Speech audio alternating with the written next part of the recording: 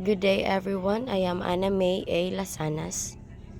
In continuation with Miss Gansa, we will now proceed to the elements of fiction. So let's talk about the first one, which is the setting. So setting is the theme and place where the story or poem takes place. This means that a setting is more than just a backdrop. In fact, it interacts with plot, influence characters and behavior, and often plays a crucial role in shaping the story's themes and conflicts.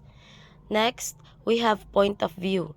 The point of view in fiction refers to the perspective from which the story is told.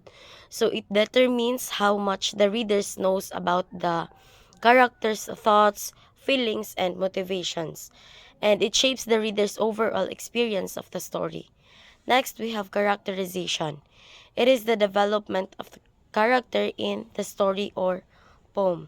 So, effective characterization makes the character feel like real people with depth, complexity, and motivations that drive the story forward. Next is the dialogue, which refers to the conversation between the characters in a story or poem. Next is the dialect or colloquial language. Dialect and colloquial language are important tools in fiction that contribute to characterization, setting, and authenticity in dialogue.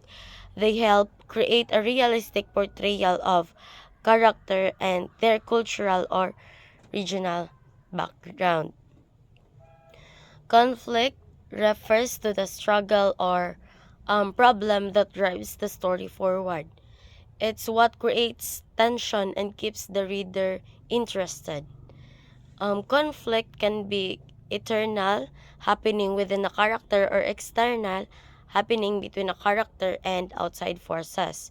Next is the plot. The plot typically follows a structure that helps to organize the story in a way that keeps the reader engaged. So, plot is a series of events in a story or poem. Now let's proceed to the tone and voice. These are two important aspects of writing that contribute to the overall feel and personality of story. Next, we have style. It refers to the way an author uses language to tell a story. Style is what gives the writer's work its unique voice and character, making their storytelling distinctive. Now, let's proceed to the mood. It is the feelings or emotion the writer wants the reader to experience. While tone reflects to the author's attitude, mood is the emotional response that the author aims to evoke in a reader. And the last one is in the elements of fiction is the theme. So the theme in fiction refers to the underlying message, central idea, or the main subject that the story explores. It's the deeper meaning or insight about life, society, or human nature that the author wants to convey through the narrative. So unlike the plot, which is happens in the story, the theme is the story or abstract or the conceptual level of the story. And now let's proceed to the poetic forms. So first example is the lyrical poem. So it refers to a short poem which has the characteristics of a song that expresses personal thoughts and emotion. So example of this is the poem that contains 14 lines long. So it is the sonnet and the ode, which is the poem that celebrates or praises something. Next, we have the narrative poets or the poetry that narrates a story through the use of poetic diction. Examples of this are the epic poem, which is the heroic narrative poem, and the ballad, which is the poem that tells a story. So we have provided there any examples that you can check on the internet.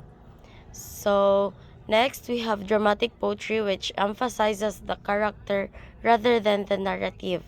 Example of this are dramatic monologue and the soliloquy.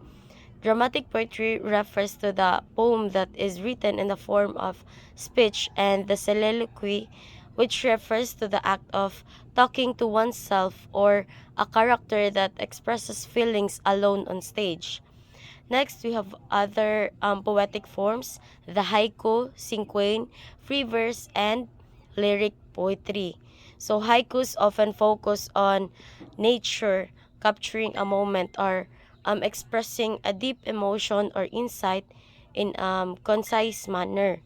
And the structure is defined by the syllable pattern of 5-7-5, meaning the first line has 5 syllables, the second line has 7 syllables, and the third line has 5 syllables. Next, we have cinquain, or a 5-line untitled poem, where the syllable pattern increases by 2 for each line except for the last line, which ends in 2 syllables. Next, we have free verse. So unlike more structured forms like the haiku or sonnet, free verse allows the poet greater freedom in expression, often reflecting the natural rhythms of speech.